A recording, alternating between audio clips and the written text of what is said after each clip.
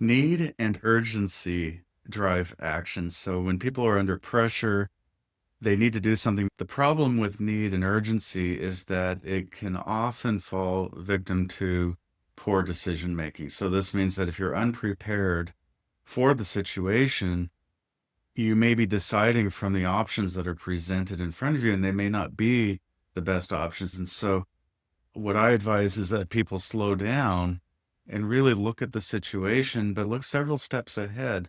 And have you planned for these types of situations ahead of time?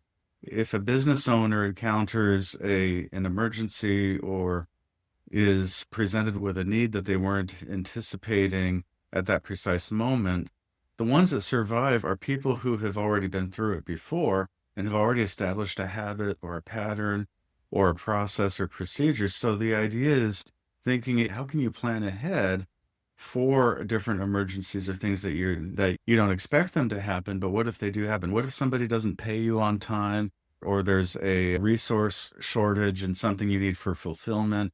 Maybe there's a distraction in your schedule and you're not able to work at the time that you thought you'd be able to work. How do you recover from these things?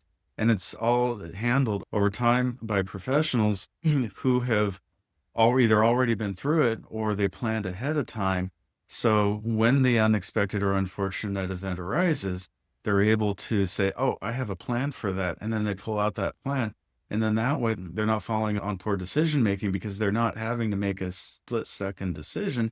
Instead, it's, oh, I have a procedure for this.